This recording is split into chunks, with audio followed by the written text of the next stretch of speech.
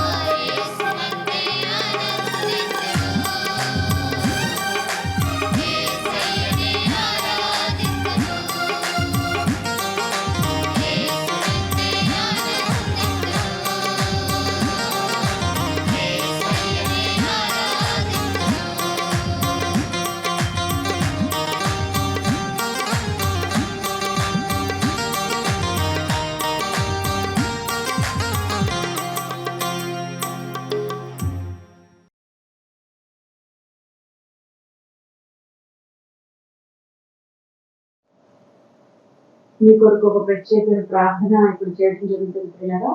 మరి మీరు తల ఉంచినట్లయితే మీ కొరకు ప్రార్థన చేస్తాం. మహోన్నతుడ, మహిమతుడ, సర్వశక్తిమంతుడ, న్యాయాధిపతి నీకు వందనాలు ప్రభా. ఆశ్చర్యకరుడు, ఆలోచనకర్త ప్రభా. బిడ్డలు ఎంతమంది అయితే ప్రార్థనలు ఏకీభిస్తారో అందరినీ జ్ఞాపకం చేసుకుంది ప్రభా. ఏసయ్యా నీకు వందనాలు చెల్లించుకున్నాను ప్రభా. నువ్వు మా కొరకు చనిపోయి తిరిగి లేచింది ప్రభా. నాయన శాప పాపాన్ని వదిలి జీవితం శిలువ మరణానికి ప్రభు దేవుడు. అలాగే ఈ రోజు దినాన్ని ఏ కుటుంబాలు అయితే శాపంతో పాపంతో బాధపడుతున్నాయో ప్రభా, ఆశీర్వాదం లేక నాయన వాళ్ళ యొక్క వ్యక్తిగతమైన జీవితంలో తల్లడిల్లిపోతున్నారో ప్రభా, అటువంటి వారందరినీ జ్ఞాపకం చేసుకోండి ప్రభా. ఏసయ్యా నీ పాదాల దగ్గరికి వస్తున్నాను తండ్రి. అడుగుడు ఇవ్వండి, తట్టుడు ఇవ్వండి అంటున్నావు కదా ప్రభా. యేసుక్రీస్తు నామములో ప్రార్థన చేస్తున్నాను ప్రభా.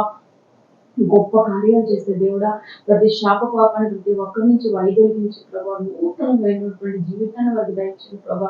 నూతన ఆశీర్వాదాలు వారికి దయచేయండి ప్రభా. అది ఇంకా ఏసై గురించి ఎవరైతే తెలుసుకోలేకపోతున్నారో ప్రభా, ఏ వ్యాధి గుండా వెళ్తున్నారో ప్రభా, వ్యాధిని తీర్చే దేవుడు ఉన్నాడు. అతనే నా కొరకు సిలువలో మరణించాడు, తిరిగి లేచాడు పొందుతాడు అని సత్యం తెలుసుకునే వారిని వెంబడించే కృప దయచేయండి ప్రభా. అలాగే ఎవరు ఏ సమస్యలతో అయితే ఈ సమయంలో ప్రార్థనలు ఏకీపిస్తున్నారు, వారి సమస్యలన్నిటికీ గొప్ప విడుదల కలుగును కాక నాయన. ఈ నాయన రాత్రులు నిద్ర పట్టినప్పుడు చేసి దురాత్మ శక్తులు ఎవరినైతే వెళ్తున్నాయి ప్రభా, ఆ దురాత్మ శక్తులను విడుదల చేసి ప్రభా మంచి నిద్ర పట్టేటట్టుగా సహాయం చేయండి. చేతబడి చెడుపు చిల్లం శక్తుల నుంచి బాధింపబడుతున్నారు నాయన చీకటి శక్తులతో ప్రభా, ఆ శక్తుల నుంచి గొప్ప విడుదల వరకు వచ్చిన కాక హోలీ స్పిరిట్ నీకు అన్నారు ప్రభు. నీ ఆత్మ ద్వారా దురాత్మ శక్తుల నుంచి వాళ్ళు యేసుక్రీస్తు నామములో విడిపించే ప్రభా అద్భుతమైన కార్యం జరిగించండి ప్రభా. ఎగ్జామ్స్ రాసిన బిడ్డలందరికీ కూడా మంచి విజయవంతమైన మార్కులు దయచేయబడుతున్నాం తండ్రి.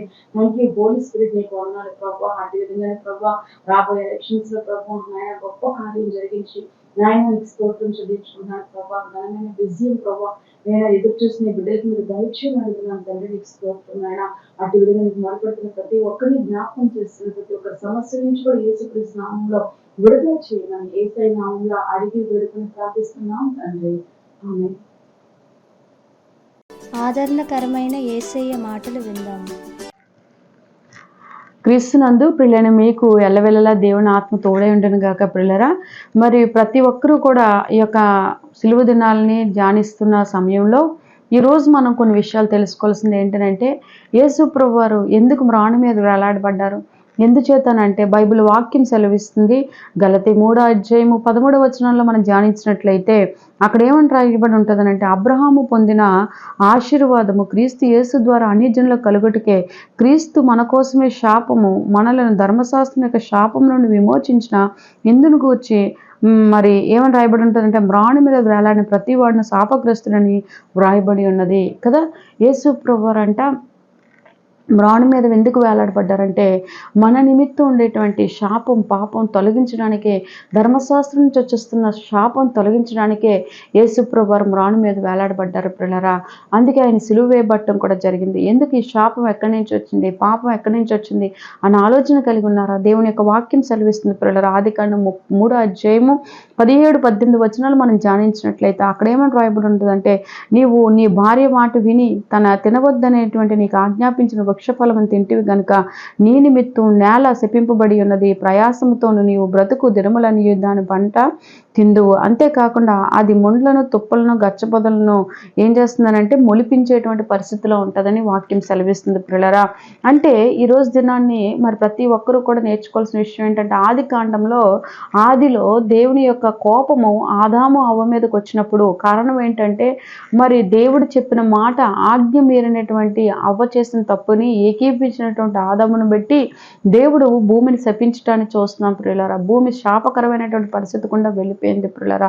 ఎందుకంటే మంచి చేయమని చెప్పేటప్పుడు మంచిని కాకుండా చెడు చేసేటప్పుడు దాని శిక్షా ఫలమే ఆ యొక్క రకమైనటువంటి శాపం ప్రియులారా. అలాంటి పరిస్థితిలో ఉన్నప్పుడు దేవుని ఈ యొక్క పరిస్థితుల్లోంచి ప్రతి ఒక్కరూ బయటపడాలని అంటే ప్రభువైన యేసుక్రీస్తు వారి యొక్క రక్తం చిందించే విధంగా, మ్రాణి మీద వేలాడే విధంగా, ఆ యొక్క బాధ గుండా వెళ్లే విధంగా ఉన్న పరిస్థితులు గుండా వెళ్తేనే ప్రతి మనిషికి పాప విమోచన జరుగుతుంది అనేటువంటి విషయాన్ని బట్టి ఏం జరిగిందనంటే, యేసు ప్రభువు వారు ఈ రోజు దినాన్ని సిలువ మీద వేలాడబట్టాన్ని మన వాక్యంలో చూస్తున్నాం ప్రియులారా. ఎందుకనంటే ఆదాము ఎప్పుడైతే దేవుడు మాట వినలేదో ఎంతో బాధాకరమైన విషయం, ఎంతో శాపకరమైనటువంటి జీవితం గుండా వెళ్ళిపోయాడు పిల్లరా. కనుక ఈ రోజు దినాన్ని చాలా మంది ఏమవుతున్నారు అంటే ఈ శాపం పోగొట్టుకోవడానికి, ఈ పాపం నుంచి విడుదల పొందడానికి ఏవేవో చేస్తూ ఉంటారు, ఎక్కడెక్కడికో వెళ్ళో ఏదో చేస్తూ ఉంటారు. కానీ ఆ యొక్క శాపం పాపం పోగొట్టుకోలేక ఎంతో వేదంతో ఏంటి మా పితరుల నుంచి వచ్చిన శాపం ఏంటి, పాపం ఏంటి అని బాధపడుతున్నారా? కార్యాలు జరగక మీలో మీరే మీ కుటుంబాల్లో ఇబ్బందులను ఎదుర్కొంటున్నారా? దేవుని యొక్క వాక్యం సెలవిస్తుంది ఏమనంటే ఖచ్చితంగా దేవుడి కార్యాలు మీ ఎడల చేయబోతున్నాడు. అద్భుతమైన కార్యాలు దేవుడు చేయాలి అని అంటే ప్రభువైన యేసుక్రీస్తు యందు మీరు విశ్వాసం ఉంచండి పిల్లరా. ఎందుకనంటే ఆయన మీ యొక్క ప్రతి అవసరతని క్రీస్తు నామములో తీరుస్తాడు. ఎందుకనంటే ఆ శపింపబడిన భూమి కొరకే యేసు ప్రభు వారు ఆ భూమిని పరిశుద్ధపరచడానికి, ఆ భూమి ఆశీర్వాదకరంగా మార్చబడడానికి, ఆదాము జీవితం దీవెనకరంగా మార్చబడ్డానికే యేసు ప్రభు వారు ఆ వంశావళి దీవింపబడ్డానికే మరి మీ కొరకు ప్రతి ఒక్కరి కొరకు మ్రాణి మీద వేలాడబట్టడం జరిగింది పిల్లరా. బైబిల్లో మనం చూసినట్లయితే సంఖ్యాకాండం 33:55 వచనంలో మనం ధ్యానించినట్లయితే అక్కడ ఏమని రాయబడింది? అయితే మీరు మీ ఎదుట నుండి ఆ దేశ నివాసులు వెళ్ళగొట్టి మీరు వారిలో ఎవరిని ఉండనిచ్చెదరో వారు నీ కన్నులతో ముండ్లను మొక్కటంలో శూలములుగాను ఉండి మీరు నివసించిన ఆ దేశంలో మిమ్మను బాధ పెట్టెదరు. ఈ ముళ్ళు ఎంత భయంకరమైన అంటే ఈ ముళ్ళు అంటేనే శాపం పిల్లరా. మరి యేసు ప్రభు అందుకే ఒక వింతైన కిరీటాన్ని ధరించుకోవటాన్ని మన బైబిల్లో చూస్తాం. ఎందుకనంటే ఆయన మాన్ మీద వేలాడబడినప్పుడు ఆ సిలువను మోస్తునేటప్పుడు ఆ వింతైన కిరీటం ఏంటి అంటే ముండ్ల కిరీటం పిల్లరా. ఆ చేసినటువంటి అవిధేయత అంతా కూడా జీవితాన్ని ముళ్ళుగా మార్చింది పిల్లరా. ఆ ముళ్ళుని మీకున్న ఆ ముళ్ళు తీయడానికే యేసు ప్రభు ముండ్ల కిరీటాన్ని ధరించుకున్నాడు. ఆ ముండ్ల కిరీటం వల్ల ఏమైందనంటే ప్రతి ఒక్కరు యొక్క శాపం పాపం తీసేటువంటి కిరీటమై ఉంది పిల్లరా. కనుక మీరు తెలుసుకోవాల్సింది ఏంటంటే ఎటువంటి ముళ్ళైన మీ జీవితాన్ని శాపకరంగా మారుస్తే పిల్లరా. కనుక ఆ శాపం మీలో ఉండకూడదనే ఆయన ముండ్ల కిరీటాన్ని ధరించుకొని ఆ వ్రాణి మీద వేలాడుతూ మీకున్నటువంటి శాపాన్ని తొలగించాడు పిల్లరా. కనుక ఈ విషయం తెలుసుకున్న మీరు దేవుడి యందు విశ్వాసం ఉంచండి. ఆయన మిమ్మల్ని బహుగా ప్రేమిస్తున్నాడు. బహుగా మీరంటే ఎంతో ఇష్టంతో ఎంతో వేదనైనా సరే చక్కగా మరి ఎంతో బాధతో కూడా ఆ యొక్క వేదన భరించడానికి యేసుప్రభువు వారు ఇష్టపడ్డారు పిల్లరా. కనుక ఈరోజు ఏ శాపం మిమ్మల్ని వెంటాడుతున్న శాపం మిమ్మల్ని విడిచి వెళ్ళిపోద్ది. అందుకే యేసుప్రభువు వారు మ్రాణి మీద వేలాడబట్టం అనేది మీ నిమిత్తం జరిగింది పిల్లరా. బైబిల్లో చూసినట్లయితే 2 కొరింథీ 12:7 వచనంలో ఎందుకంటే ఈ శాపం ఈ భూమి శక్తికరంగా మారిపోతే ఎంతో బాధాకరమైన విషయం. ఒకరోజు దినాన్ని ఏం జరిగిందనంటే ఒక రైతు ఏం చేస్తున్నాడంటే తన భూమికి దున్నడానికి వెళ్తూ చూసినట్లయితే ఆ బావిలో నీళ్ళు ఎప్పుడు ఉండట్లేదంట. ఏంటి అని చూసినట్లయితే ఈ భూమి ఏమైంది అని అంటే ఒక మాంత్రికుడిని సంప్రదించాడంట. మాంత్రికుడిని సంప్రదిస్తే అతను చెప్పే మాటలన్నీ కూడా నిజంగా నమ్మి అతను చెప్పింది చేయాలని నిర్ణయించుకున్నాడంట. ఏంటి అంటే ఆ భూమి శాపంతో నింపబడ్డది. ఈ రకమైనటువంటి పని చేస్తే ఆ శాపం పోతుందని చెప్పినప్పుడు అతను ఏం చేశాడంటే ఆయన చెప్పిన మాటలు వింటూ ఉండగా ఇంటికి వెళ్ళాడు. ఇంటికి వెళ్ళినప్పుడు ఏం జరిగిందంటే ఆ యొక్క ఇరుగు పొరుగు వారి దగ్గర ఉన్నటువంటి బిడ్డలు ఆడుకుంటున్న సమయంలో కుమారుని పిలిచి చిన్న పిల్లవాడిని పిలిచి మనం పొలంకి వెళ్దాం అని చెప్పి పిలిచి ఏం చేశాడనంటే ఆ పిల్లవాడిని తీసుకెళ్ళి ఆ పొలానికి ఒక పెద్ద రాయితోటి అతన్ని చంపటం అనేది జరిగింది పిల్లరా. ఎప్పుడైతే అలా చంపేసి ఇంటికి వెళ్ళిపోతాడు నిశ్శబ్దంగా. ఈలోగా ఏం జరుగుతుందంటే వాళ్ళ తల్లిదండ్రులు ఈ కుమారుడు ఎక్కడున్నాడు ఏంటి కనబడట్లేదని చెప్పి అనేక మందికి పోలీసు వారికి ఫిర్యాదు చేసినప్పుడు అడిగాక అప్పుడు పోలీసు వారు చేసిన తనిఖీని బట్టి ఆ యొక్క కుమారుణ్ణి చంపేశాడు ఇతనే. ఎందుకు అనంటే ఈ భూమి శాపకరంగా మారింది. ఒక కుమారుడి యొక్క రక్తం చిందిస్తే ఆ శాపం పోతుందనే మాటను నమ్మేసి ఏం చేశాడనంటే మరి ఆ పని చేస్తానని పోలీసులు ఎదుట ఒప్పుకున్నప్పుడు అతనికి వచ్చే క్రియాఫలం ఏంటి అని అంటే ప్రియులారా మరి ఆ భూమి దీవెనకరంగా మార్చబడటం పక్కన పెట్టండి,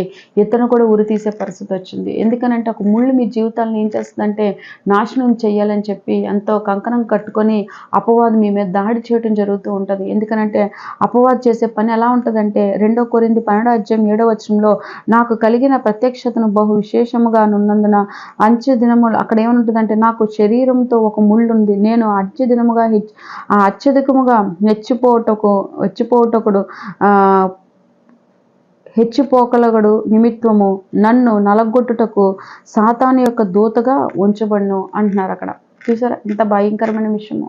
కనుక పిల్లరా అపవాది మనల్ని ఏదో రకంగా మిమ్మల్ని వ్యాధిని గురి చేసే విధంగా కొన్ని పరిస్థితులు గుండా మిమ్మల్ని నడిపిస్తూ ఉంటుంది, అనేక రకాలుగా మిమ్మల్ని. అందుకే ఆది అపోస్తలుడైన పౌలు కూడా చెప్తాడు, అయ్యా నాకేంటి పరిస్థితి, ముళ్ళేంటి ప్రభు అంటే నా కృప నీకు చాలని దేవుడు చెప్తాడు. అపవాది కలిగిస్తున్న ముళ్ళులకి మీరు భయపడి బాధపడకుండా దేవుడిచ్చే కృప కొరకు ఎదురు చూస్తూ ఆయన ఎదుట క్షమాపణ ప్రార్థన చేసుకుంటూ దేవుళ్ళు మీరు బలపడండి పిల్లరా. బైబిల్లో చూసినట్టయితే యోహాను 23:13 యెహోషువ చదివినట్లయితే, నీ దేవుడైన యెహోవా మీ ఎదుటి నుండి ఈ జనములను కొట్టివేయుట మానును, మీ దేవుడైన యెహోవా మీకు ఇచ్చిన ఈ మంచి దేశంను ఉండుటకు మీరు నివసించే వరకు వారు మీకు ఊరిగాను బోనుగాను మీ ప్రక్కల మీద కొరడాలుగాను మీ కన్నుల్లో ముళ్ళుగాను ఉండును అంటున్నారు. చూసారా, అంటే కొన్ని సందర్భాల్లో మనం నమ్ముతున్న వారే మనకి ముండ్ల కిరీటాన్ని ధరించే విధంగా అనేక సమస్యలు, ముళ్ళు, శాపకరమైన జీవితాలని గుండా మనల్ని నడిపిస్తూ ఉంటారు ప్రతి ఒక్కరిని కూడా. అందుకే మీరు ఎవరిని నమ్ముకోవాలంటే ప్రభువైన యేసుక్రీస్తు వారిని నమ్మికించి ఆయన యందు విశ్వాసం ఉంచినట్లయితే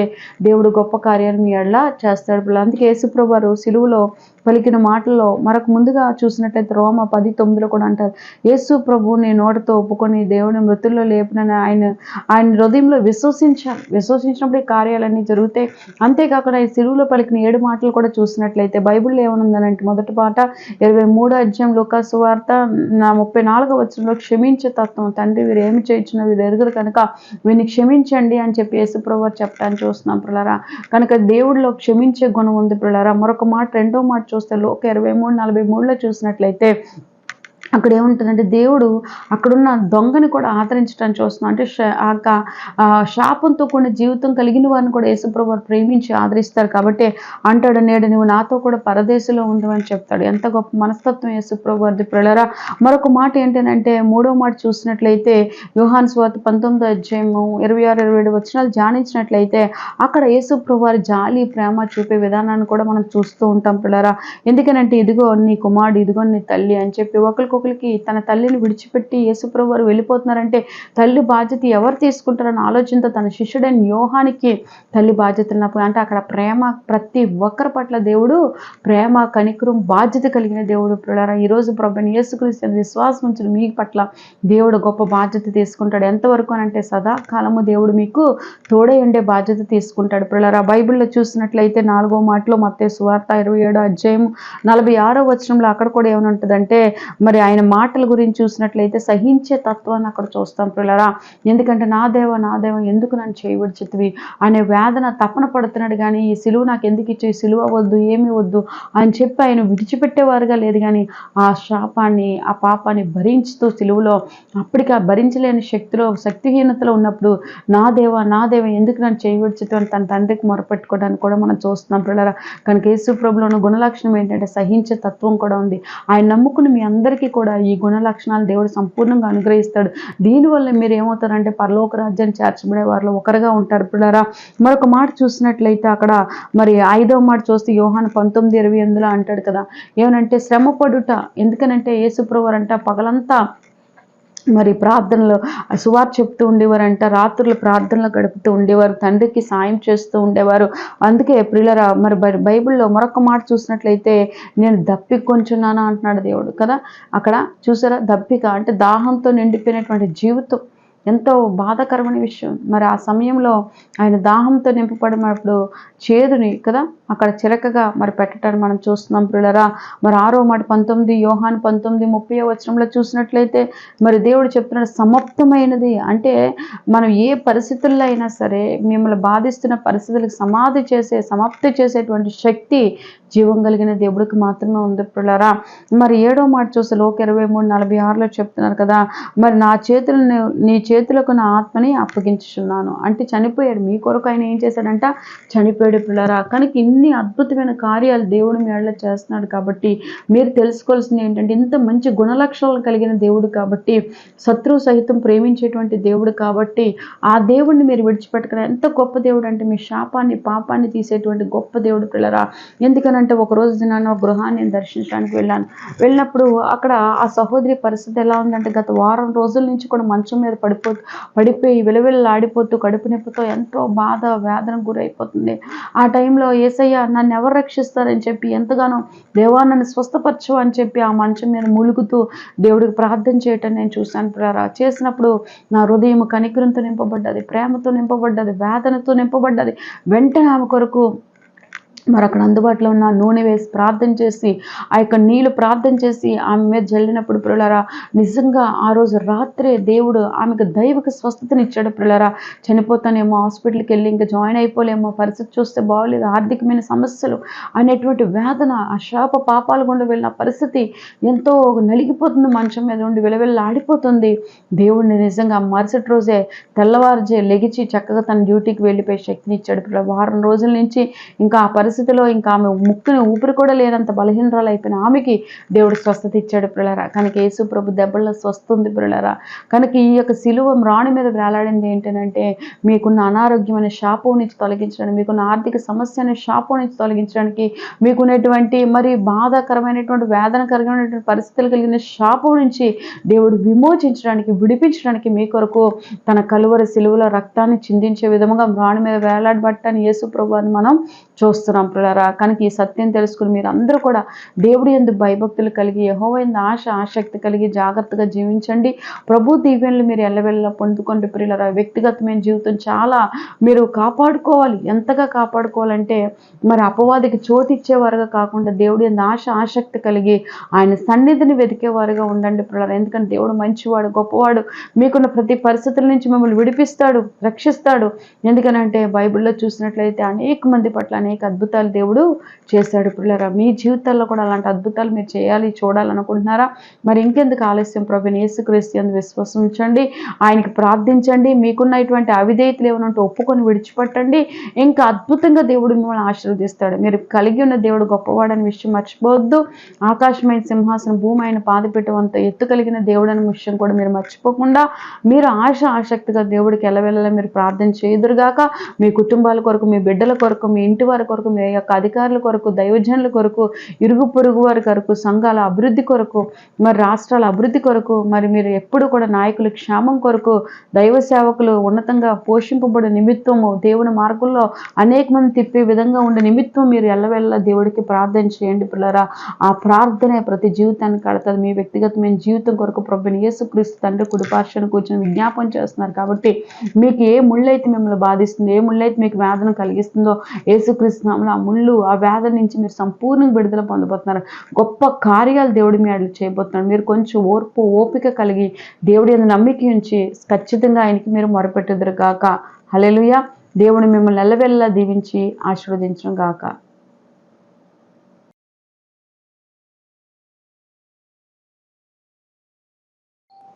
వీళ్ళగా మరి మీరందరూ కూడా చక్కగా ఈ యొక్క కార్యక్రమాన్ని చూస్తున్నారు, కల్వరి దైవస్వరం అనే కార్యక్రమాన్ని. మరి ఈ యొక్క కార్యక్రమాన్ని చూస్తున్న మీ అందరూ కూడా చాలా మంది ఫోన్లు చేసి ప్రార్థన చేయించుకుంటున్నారు. ప్రభు మిమ్మల్ని దీవించిన గాక. ఖచ్చితంగా ఈ కార్యక్రమాన్ని ఎప్పుడు చూస్తూ ఉండండి. ప్రతి బుధవారం ఉదయం 6 గంటల నుంచి మరి దేవుని కృపను పెట్టి 6:30 వరకు వస్తూ ఉంటది. ప్రతి శనివారం సాయంత్రం 4 గంటల నుంచి 4:30 వరకు వస్తూ ఉంటుంది పిల్లరా. మరి కార్యక్రమాన్ని చూసి మీ ప్రార్థన విన్నపాలు మాకు తెలియపరచండి. మీ కొరకు మేము ప్రత్యేకంగా ప్రార్థన చేస్తాం పిల్లరా. ఒకవేళ మీరు విశాఖపట్నంలో అందుబాటులో ఉంటే మాకు ఫోన్ చేసి మా యొక్క నెంబర్ని సంప్రదించి మీరు వచ్చి ప్రార్థనలు చేయించుకోవచ్చు. లేదు అంటే టీవీ యొక్క స్క్రీన్ మీద వస్తున్న మా ఫోన్ నెంబర్ని సంప్రదించి మా ఫోన్ నెంబర్కి మీ విన్నపాలు తెలియపరచండి. మా యొక్క బృందం వారు మేము మీ కొరకు ప్రత్యేకమైన ప్రార్థనలు చేస్తూ మీకున్న సమస్యల్లో విడుదల పొందే విధమైనటువంటి ప్రార్థనా సహకారాన్ని మీకు అందిస్తామని ప్రభునామంలో నేను మీకు తెలియపరుస్తున్నాను. అలాగే మరి కొన్ని విన్నపాలు అడిగి ఉన్నారు. మరి చూసినట్లయితే సుబ్బయ్య గారు ఒంగోలు నుంచి ప్రార్థన విన్నపాన్ని కోరి ఉన్నారు. వారి కుటుంబంలో మరి ఎవరికైతే యాక్సిడెంట్ అయ్యి వారి కుటుంబంలో గాయాలు వచ్చాయో ఆ గాయాల నుంచి స్వస్థత కావాలని కోరుతున్నారు. మరి దేవుడు సహోదరి కొరకు ప్రార్థించారు. విజయ్ గారు గుంటూరు నుంచి ప్రార్థన విన్నపాన్ని కోరి ఉన్నారు.